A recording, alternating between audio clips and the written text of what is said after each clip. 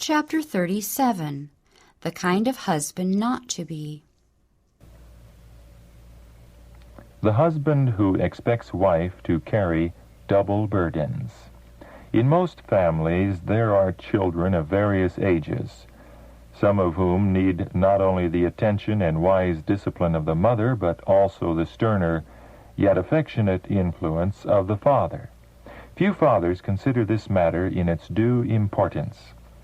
They fall into neglect of their own duty, and thus heap grievous burdens upon the mother, at the same time feeling at liberty to criticize and condemn her actions according to their judgment. Under this heavy sense of responsibility and censure, the poor wife and mother often feels guilty and remorseful for that which she has done innocently or ignorantly, and frequently when she has done the very best thing possible under the circumstances. Yet when her wearisome efforts should be appreciated and approved, and her heart made glad, she is obliged to walk under a cloud of sorrow and condemnation because her husband, while ignoring his own duty, expects her to fulfill both his own and his to his satisfaction, regardless of preventing circumstances. Many husbands do not sufficiently understand and appreciate the cares and perplexities which their wives endure. Generally confined all day to an unceasing round of household duties, they frequently come to their homes with clouded brows, bringing no sunshine to the family circle. If the meals are not on time, the tired wife, who is frequently housekeeper, nurse, cook, and housemaid all in one, is greeted with fault-finding. The exacting husband may condescend to take the worrying child from the weary arms of its mother, that her arrangements for the family meal may be hastened. But if the child is restless and frets in the arms of its father, he will seldom feel it his duty to act the nurse and seek to quiet and soothe it. He does not pause to consider how many hours the mother has endured the little one's fretfulness, but calls out impatiently, "Here, mother, take your child." Is it not his child as well as hers? Is he not under a natural obligation to patiently bear his part of the burden of rearing his children?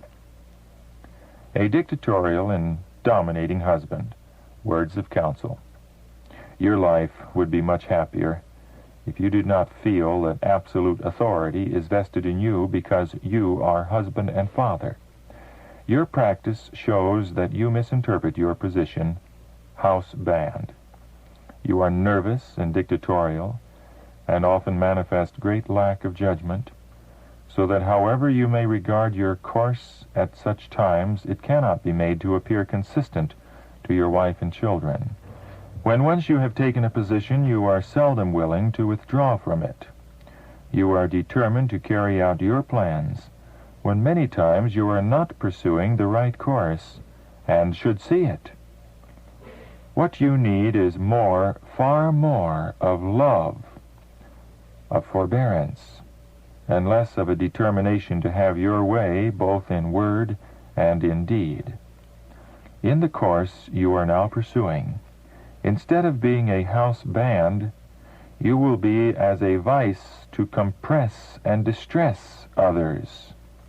In trying to force others to carry out your ideas in every particular, you often do greater harm than if you were to yield these points. This is true even when your ideas are right in themselves. But in many things they are not correct. They are overstrained as the result of peculiarities of your organization. Therefore, you drive the wrong thing in a strong, unreasonable manner. You have peculiar views in regard to managing your family. You exercise an independent, arbitrary power which permits no liberty of will around you.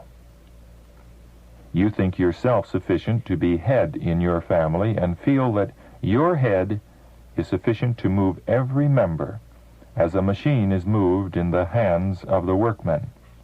You dictate and assume authority. This displeases heaven and grieves the pitying angels. You have conducted yourself and your family as though you alone were capable of self-government.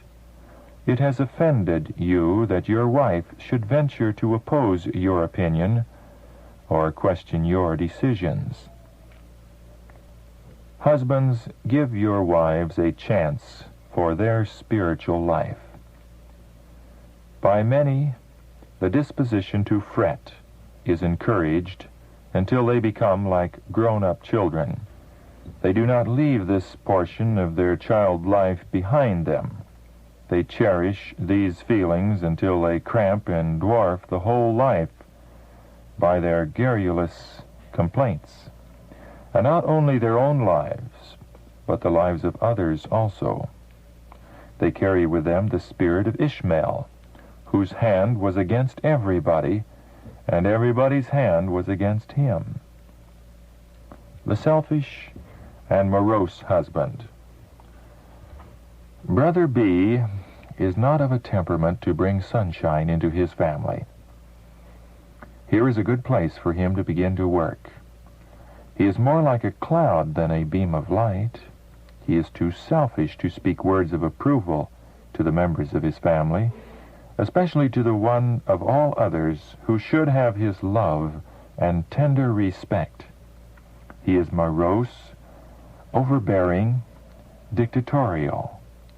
His words are frequently cutting and leave a wound that he does not try to heal by softening his spirit, acknowledging his faults, and confessing his wrongdoings. Brother B should soften. He should cultivate refinement and courtesy. He should be very tender and gentle toward his wife, who is his equal in every respect. He should not utter a word that would cast a shadow upon her heart. He should begin the work of reformation at home.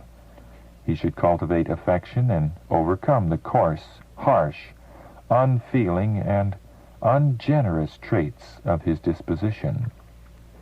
The husband and father who is morose, selfish, and overbearing is not only unhappy himself, but he casts gloom upon all the inmates of his home. He will reap the result in seeing his wife dispirited and sickly, and his children marred with his own unlovely temper.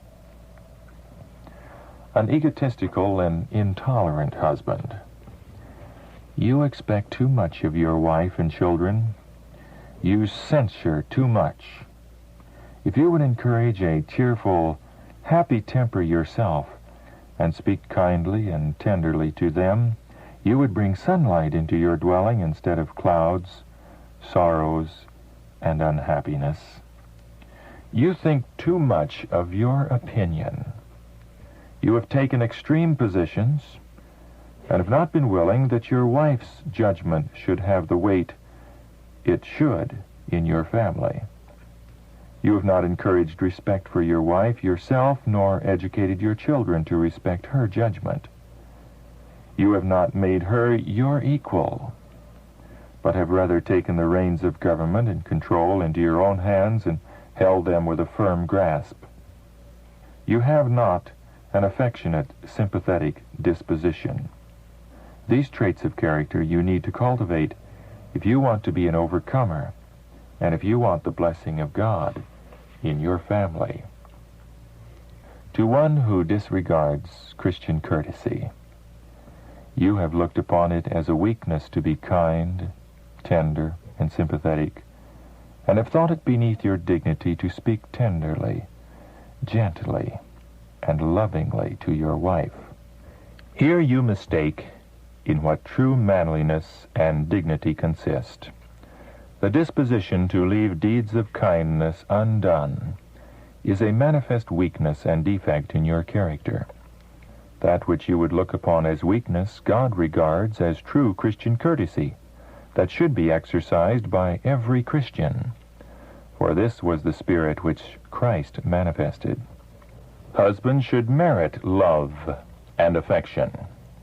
If the husband is tyrannical, exacting, critical of the actions of his wife, He cannot hold her respect and affection, and the marriage relation will become odious to her. She will not love her husband because he does not try to make himself lovable. Husbands should be careful, attentive, constant, faithful, and compassionate. They should manifest love and sympathy. When the husband has the nobility of character, purity of heart, elevation of mind that every true Christian must possess, it will be made manifest in the marriage relation. He will seek to keep his wife in health and courage. He will strive to speak words of comfort, to create an atmosphere of peace in the home circle.